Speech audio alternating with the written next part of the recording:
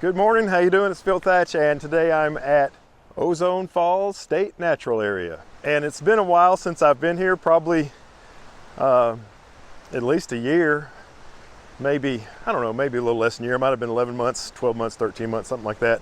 But it's been a while, and I've got my new used 14 to 35. I bought the RF 14 to 35 F4 L IS USM, and I'm excited to come here and use it for the very first time. It's an easy hike to the top of the falls, and just like my friend Ron Durant said, it's flowing good today. Today's February the 9th, and the temperature is kind of in the mid-50s Fahrenheit, but it's very windy today.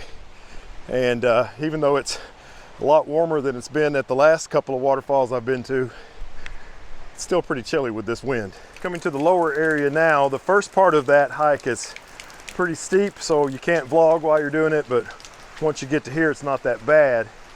And there's kind of an easy composition right up here that's good for an ultra wide like my new 14. So I'm gonna make that shot first before I go down to the plunge pool and beyond, I think is what I'm gonna do today, and try to find some compositions down there. All right, let me show you where I consider to be the sweet spot, easy composition at this waterfall.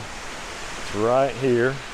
You can see I have my camera set up kind of right at the edge, and I do have the 14 to 35, my new lens on, and I made a couple of shots with just the polarizer, that's the blue one, and then I made one more with the red 3-stop neutral density, and my shots with the polarizer only were 1/4 of a second, and with the 3-stop it was 2.5 seconds. All those were at f8 and ISO 100. You know, I'm doing the focus bracketing, and last time I was out, I shot at f11, but I think most lenses, probably this one included, are their sharpest at f8. And seeing as how I'm focus bracketing, why not shoot at f8? So that's what I did, and I'm using the focus increment set to 1, which is what I really like to use, and it is coming out nicely. And another thing, when you do these focus brackets, it outputs a JPEG, so it's more important than ever to not blow your highlights. You can edit a JPEG. That, you know, Jared Poland says, oh, you have to shoot raw, you have to shoot raw, and for the most part I agree with him, but you can shoot JPEG if you get it right. You know, if there's not a huge difference between the bright parts of your scene and the shadow parts of your scene, then you can shoot JPEG, and that's what you end up doing when you focus bracket. Your camera outputs a JPEG of all the shots that it made. So the most important thing is not blowing the highlights. So I'm using the histogram and the blinkies afterwards to try to dial that in just right. And the shots I made have absolutely no blinkies whatsoever on the waterfall. And there's some sky just above the waterfall, which I'll probably not have in the picture. I'll crop it just before the sky starts. And there's some very slight blinkies there, but like I say, it's probably not going to be in the picture at all. And if it is in the picture, it won't be much. So if you're shooting JPEG, or if you're doing focus bracketing, which makes you shoot JPEG, the most important thing is don't blow your highlights. So there it is, the easy composition. I call this the easy composition. I get this shot every time I go to Ozone Falls. And man, I was right at the edge on blowing those highlights, but they are not blown. They are close. They're like 96%. And I love the color of the plunge pool on this waterfall, and I love the color in the rocks all the way around. And I'm not a fan of the graffiti over there on the left. Beautiful waterfall, Ozone Falls. I've come way downstream now. In the center of the frame, you can see the waterfall in the distance. And I'm way downstream from the original plunge pool, probably 2 or 3 levels down. And I've got my camera set up here in the water, as usual. Also, I put the lens hood on, and even though it's a small lens hood, the lens and camera are kind of angled down for this ultra wide shot, which will still give me plenty of up. And I've taken off the neutral density filter. As you can see, I just have the blue circular polarizer on now. But with the camera angled down in the small lens hood, you can see that my front element is staying dry in the rain, light rain. So this is the shot that's way downstream, and you can see the 110-foot tall Ozone Falls way in the distance in the background there through the branches of trees. I guess if you come in the summertime or spring or fall when there's leaves on the trees, you can't see the waterfall, but in the middle of winter, or nearing the end of winter, I guess is when this was, you can still see the waterfall and the beautiful creek in the foreground. Okay, I've moved upstream just a little bit. As a matter of fact, right there is the giant boulder from the previous composition where I was down there. And now I'm at the next level. This is kind of, I guess, one level down from the plunge pool. And I've made a shot from this location before, only once before, way back. I think the first time I ever came here, I was using my Fuji X-T3. I'll put a link to that video at the end. But I've got the waterfall in the background and lots of boulders and lots of trees to focus stack and make sharp, and some of the stream as it goes by.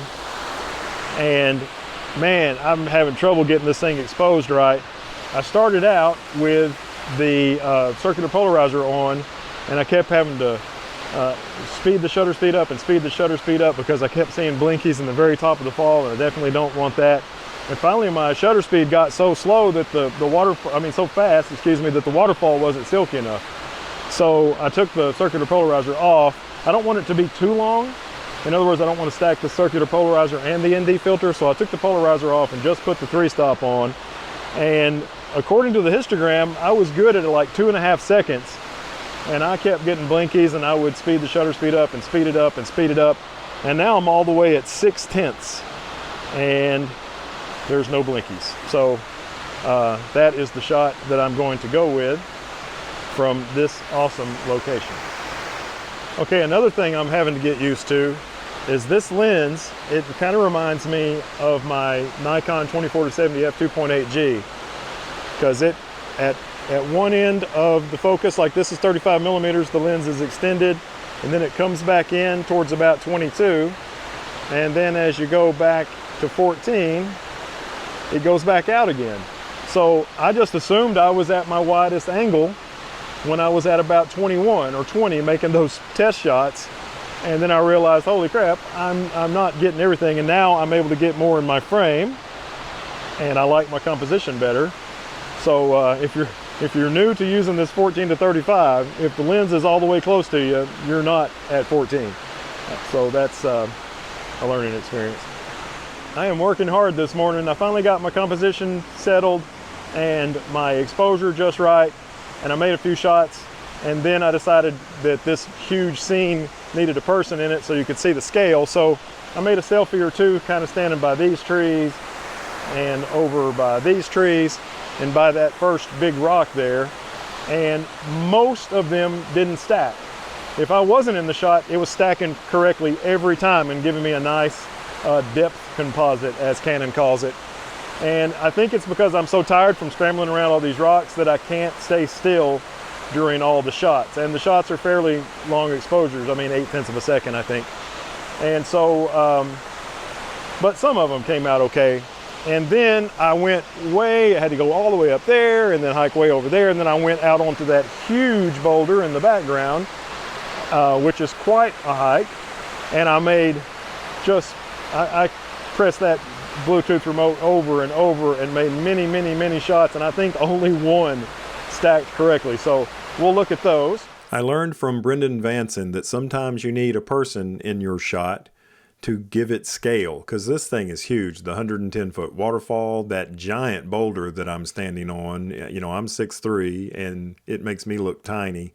So with me in the shot, it gives the shot scale, and I intentionally wore a somewhat bright colored shirt. So if I did need to make a selfie, you could find me in the frame.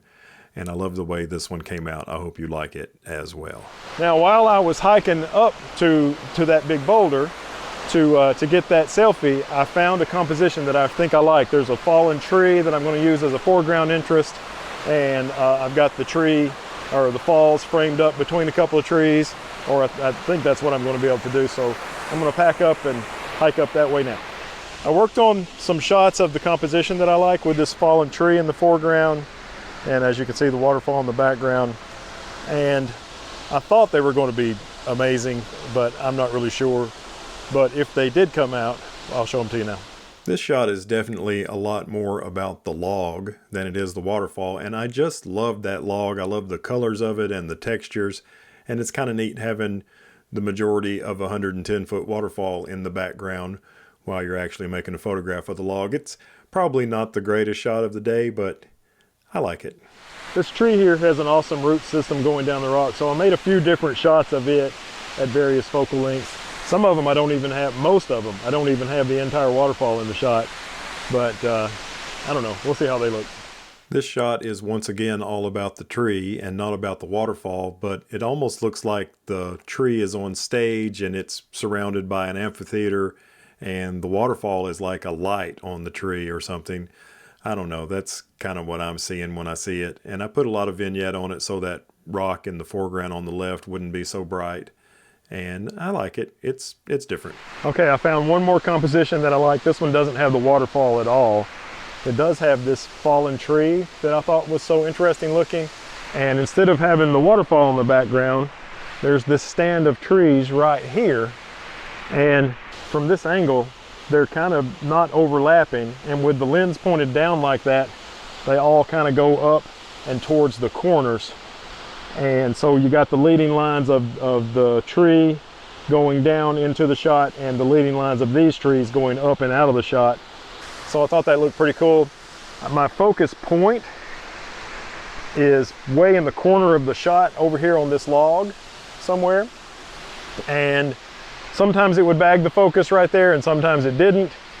And so I manually focused. I hit the hourglass and zoomed in twice, or the magnifying glass, and zoomed in twice and manually focused. And this focus by wire lens manually focuses beautiful. It's really, you would think it would be imprecise, but it's really great. So I think the shot turned out good. Also, I switched from the 3-stop neutral density that I was using over there to the circular polarizer over here. I made this shot with me not in it, and then I made it with me in it, and I looked at both of them, and the one with me not in it just looks like it's missing something, because the log and the rock in the foreground on the right are both pointing directly at where I'm standing, and it just looks like, well, there's a stage there and nobody's on it. And I just love this shot. I love the texture of that tree. That's the same tree. If you look up in the top left, you can see the beautiful plunge pool from the waterfall. The giant boulder behind me and to the right of the frame is the one that I was tiny on in the shot from way downstream. And I just love all those trees and the way they're not overlapping too much. Everything about this shot I really love, and I did share this one on social media, so you may have seen this one already if you follow me on Instagram and Vero. It's a short but steep climb to get here to this little bit more than midway point of getting out of here, and I am winded, but I want to say goodbye. Thanks for watching. Hope you enjoyed it. Give me a thumbs up, subscribe, hit the bell, and as always, I look forward to seeing you in the next one. Phil Thatch signing off from Ozone Falls. Bye-bye.